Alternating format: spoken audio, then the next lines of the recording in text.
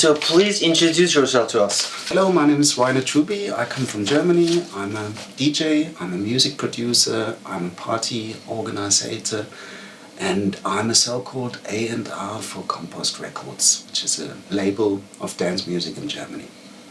That's fantastic. Can you please tell us what A&R does? Really? I actually don't know what the letters stand for, but A&R is basically a talent scout, like a person who kind of has open ears, and if something comes to the ears and that sounds good, in the best case there will be a release. And that's what I've been doing for Compost Records. So it's just when I meet people on my travels as a DJ and they give me demos. And if they sound promising, I'll introduce them to Michael Reinboth, who's the boss and founder of Compost Records, and if he approves it, there will be a release. Are you the only A&R? No, there's Thomas Herb as well and Michael Reinboth who are A&R. So you meet... It's not like a full job, it's just like a thing I do besides. Oh. Just to help. Okay, so I was going to ask you, what do you have to know before becoming an A&R? Or what knowledge you gotta have? There's not really an education for it. I think you just need a taste that the label boss trusts in. Okay. I understand. So you don't dig deep for new artists; they come to you instead of. Well, sometimes if I listen to demos on SoundCloud and they sound really good, or normally artists send me SoundCloud links or give me demos during the gigs, like CDRs. And you listen all of them? You try to. You do your best. Yeah, I try to. Do you skip the tracks or you just listen to the whole thing? What do you? Honestly. Well, if the first bars sound promising, I will listen to the whole thing, and if it sounds really promising, then I definitely listen to the whole thing. Yeah. Well, have you ever regret declining an artist? Have you ever regret something and just came out good and I don't remember what it was, but I remember there was one artist and one track especially which I liked a lot. And but the guys at Compost didn't feel what I felt about it. I think it was Vagabundo from Sasha Weiss, who's the guy from Mega Blast. But they released it on their own label now, so it found a release. But I regret that I couldn't convince the people at Compost to release it because I really like it. Do you decide the sub-labels too? For the you guys have sub-labels, right? Yeah, Drum Poet Community, which is based in Zurich, which is a Compost sub-label, but Alex Dallas, who runs Drum Poet Community, he's deciding there. So normally I work together with Compost only. Okay.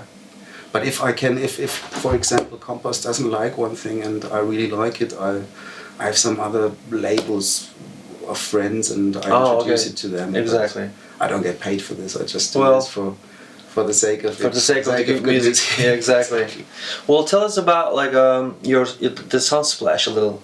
This is an alternative festival that's happening. Yeah, I think it's the 7th year this year. So that's near Bodrum in a place called Aspat Beach, which is a bit south of Bodrum, and it's kind of like a hippie community, like little bungalows. And like a buffet, and you need to cross a mountain with no roads to get there, and it's really cool, and it's probably, I would say, about 60-70% English people who go there, quite a few Turkish people, and this time I could convince some German friends to come as well. That sounds. So it's gonna be that sounds interesting, actually. A cool week. Yeah. All these, it's a festival thing going on right now in the world. Like it's festival, this festival, that. Huge lineups with thousands of DJs in it, and but this one is a different one. Small, well, they more friendly, I suppose. Boutique music festival. They used to do it in Antalya in this Hillside Zoo Hotel, which is a bit more chic, a bit more white. Boutique hotel. But since 2 years, fancy. But since 2 years, they went more on the hippie side, which I must say I appreciate. It's a bit more real. You like it? You like it too, yeah? I like it real. Okay. Well, the world. But I mean, I like the Hillside Zoo, of course, as well. But it's the same spirit, but in a different environment. Exactly.